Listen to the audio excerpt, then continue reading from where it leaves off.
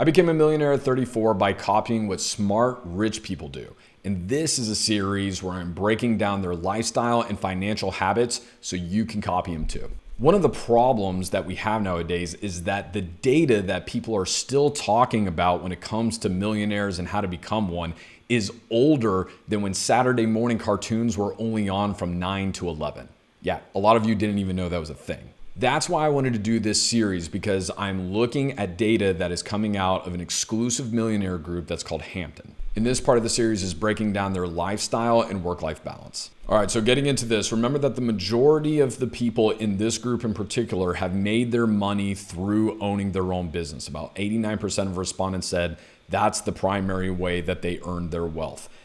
So that is what we are looking at here. These are not famous people. They are just wealthy people who have built their money primarily through businesses and then other ways that we've discussed in previous videos. So first, let's look at the take-home pay. This is really interesting because when it comes down to take-home pay, when you own your own business, that is something that can really be a gray area because a lot of your normal personal expenses can actually be wrapped up and taken care of by the business. And there's a lot of good tax reasons that you want to do that. So take-home pay is a little bit of an interesting number here, but let's look and see, what we got.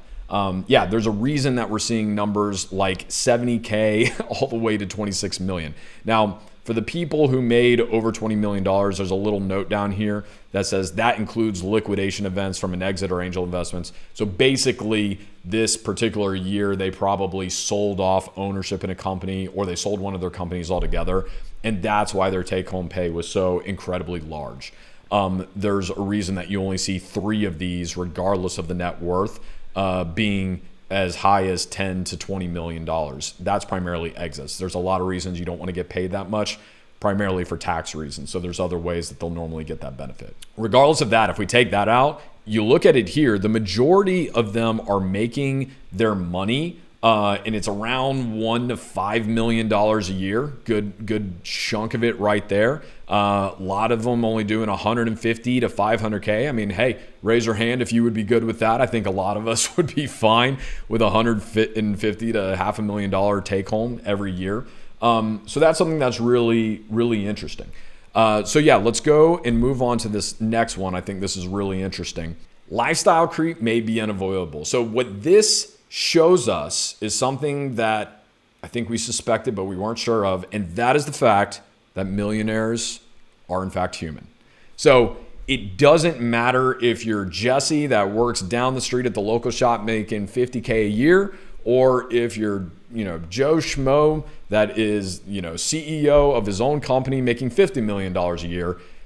The more money you make, the more money you are going to spend. So when we're looking at this, when they say monthly burn, what they're talking about is, your monthly expenses basically. So what is your monthly burn versus net worth? Well, as your net worth goes up, the monthly burn continues to go up as well.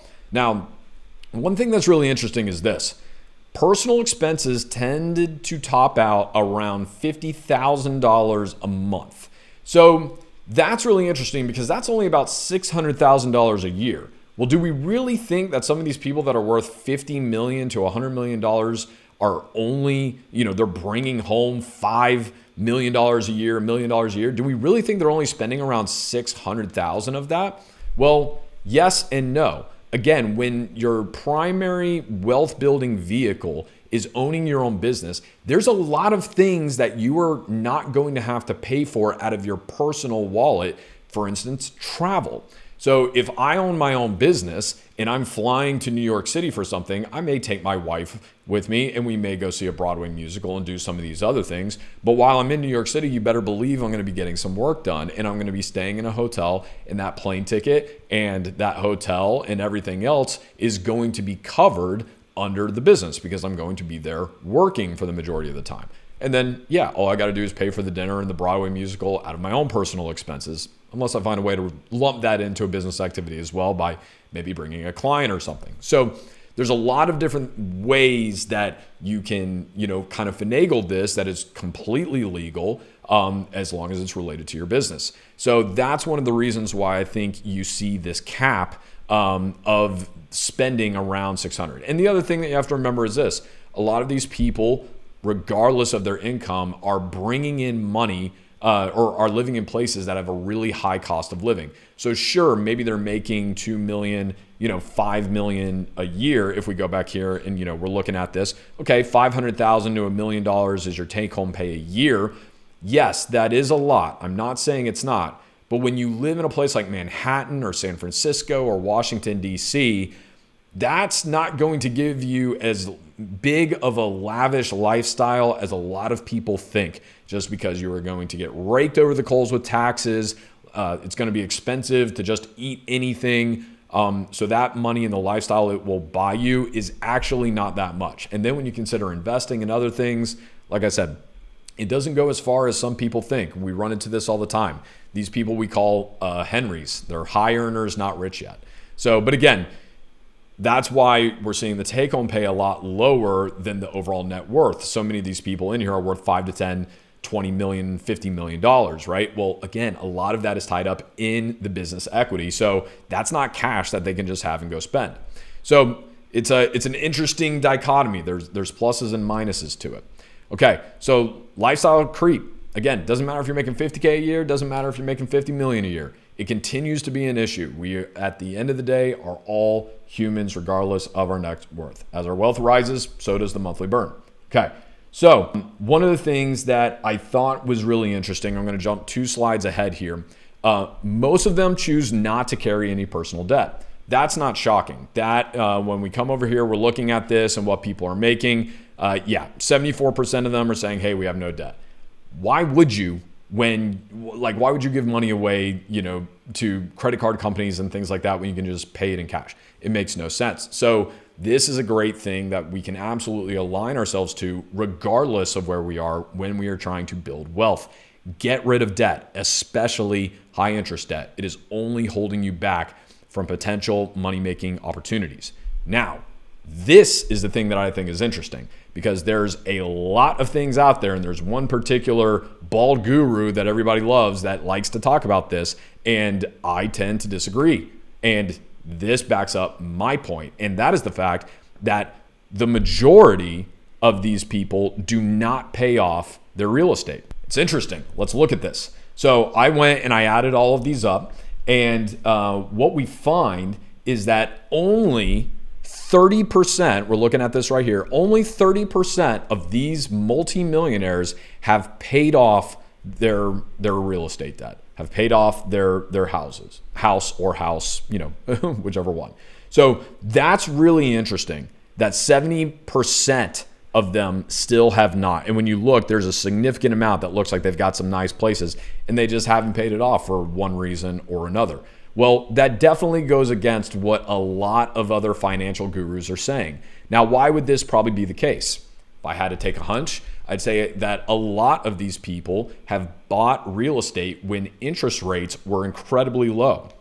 They probably have rates anywhere from 2 to 4%. Well, they know that why would I put cash down and pay off this interest rate when I can put that back into my business, when I can put that into stocks, when I can put that, even into some bonds, and I can make more money with it. So that is something that I have been saying. That is something that is reflected in this. Over 70% of people, and again, let's point this out, not all of these people may even own real estate. There are a couple, from a couple videos back, there are a handful of them that actually said they didn't have any real estate. So that meant they were just, renting for the most part. So some of these people that are reporting zero, they didn't even pay off their real estate. They actually don't have any to pay off. So that makes the number of people in this group that did aggressively pay off all their homes and things like that even lower.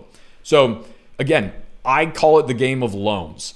Okay, if I have super cheap capital that was given to me, like the house that I live in right now, I have a 3.75% interest rate. We will probably never see that again in my lifetime. So there is and that loan only gets better as time goes on. So the chances of me selling this home in the short term are incredibly low and almost zero, because I know I can make so much more money with that capital. Okay. So that's just something to really think about here. And again, the demographic of this group is 26 to 50. All right. So a lot of times when you see that, hey, these millionaires are going and they're paying off their homes, they're doing that. What they're talking about is the millionaire next door. They're talking about the 70, 80, 90-year-old that has lived in the same home for 50, 40, 30 years, whatever. Their mortgage, they just paid it down. Maybe they paid it off in 20, whatever, but they continue to live there. The real estate appreciated. They bought it for $100,000. They lived there for 40 years. Now it's worth $1.5 million. So it's a kind of a ridiculous way to talk about becoming a millionaire. It's like nobody lives, the majority of people don't live that way anymore. Few people are living in the same home that they, was the first one that they ever bought for multiple different reasons. One of the biggest ones being the fact that our jobs don't really afford us that opportunity anymore. You go back 30 years ago, sure, you could work at the same company for 30 to 40 years. You'd have a comfortable pension, a nice retirement, and you could be middle class and still have a little, vacation home by the beach. But now real estate is so much more expensive between the cost of the actual property and what wages are, that's just not the reality that we have anymore nowadays. And this is why we need new data like this and to stop talking about old trends, because that American dream, that's dead. We can't have that right now, okay? That was great for those people that were able to do that 30, 40, 50 years ago, but that's not the reality for the majority of people alive right now. And that's okay. We can still have a new dream, but we have to look at reality, and we need to follow the example of the wealthy, the new wealthy, and then model our behavior and our financial habits after that. So that's why I get so sticky about this, because I think this is a really important point that a lot of people are screwing up due to bad advice from others, or maybe it's not bad advice, maybe it's just outdated advice. Maybe it was good at one point, but it's just not anymore because things change. It's the only constant, right? That the only constant is that things will change. So let's go to this last one. This is about work-life balance. This is so important. And I'm glad this is going to be the last thing that we talk about. This is so important. Okay, look at this. These people are worth $1 million to $100 million, and they are working 40 to 60 hours a week is normal, regardless of the wealth. Okay, let's get into this because this is so important. There's too many hustle culture out there, hustle porn, as I like to call it. It is incredibly toxic. Telling somebody that they need to be working 100 to 120 hours a week is only good if you want to die young. And people do. They really do. All right. So what we need to realize here is, again, I went through all these numbers and I looked at this. 6% of this group, 6% of these millionaires are working 70 to 80 hours a week. And by the way, nobody reported working 90 to 100 hours a week. So if you're working 90 to 100 hours a week, you're just doing something wrong, okay? Because these people that, and if I had to guess, these ones working 70 to 80 a week, they're probably some of the ones on the ultra wealthy level. And they probably have to do that because they're responsible for people in multiple different continents and time zones, okay? That's normally the experience I have whenever I was working with C-level executives. It's tough because, hey, you got to be on a call at 10 p.m. at night because that's when the people up in Malaysia are awake. So working 100 hours a week, it's BS. It's a complete myth, okay? You're doing something wrong if that's what it is right now. Look at this. 40 to 50 hours a week. Now, I will say this, being an entrepreneur who started his own business recently, you definitely need to work over 40 hours a week when you're an entrepreneur in the beginning. I think that's something that's really important. There's just too much to do. That's just the ultimate problem with it. There's a lot of legwork in the beginning. You need to have an expectation of probably 50 to 60 hours on average, okay?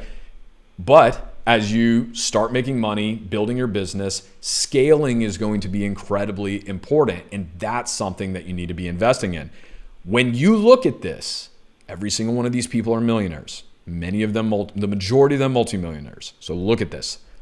When we look at this and we break this down, 44% of these millionaires are working 40 hours a week or less. That's incredibly important. Look at this, all right here. Everybody in this category, all the way over here, are working 40 hours a week or less. That's almost half of them, okay? What does that tell us? That tells us that you can become rich if you focus on systems, if you focus on scaling, and if you focus on getting good talent in to take things off of your plate. If you are working 70 plus hours a week, you're doing it wrong. You don't have to do that, okay? That is something that I think is so critically important because we talk about the 4 types of wealth on this channel all the time. We talk about it in my mastermind: time, social, financial, health. You can have it all, okay? You can balance the 4 types of wealth and still get the financial wealth. It's not true that you need to be working 100 hours a week, okay? So that is one of the most important takeaways, I think, from this entire thing, is the fact that you can get wealthy and you don't have to give up vacations, family time, going down to the bar and getting a drink with your buddies, sitting around watching a football game on the weekend and enjoying your life a little bit, okay? These millionaires are having fun. They're having a good time. They're enjoying their lives. You should too. Doesn't mean that they don't work hard. Doesn't mean that you don't need to work hard. But this just goes to show you, as far as, the way that their lifestyle is broken out, it's okay if you got to work 60, 70 hours for a week or two. But again, make it a season, not the standard. If you've enjoyed this series and you're somebody who wants to get serious about accelerating their wealth building and focusing on lifestyle design, then go to my website below and check out some of the resources that I have. And I would love to connect with you and talk with you more about ways that we can work with you.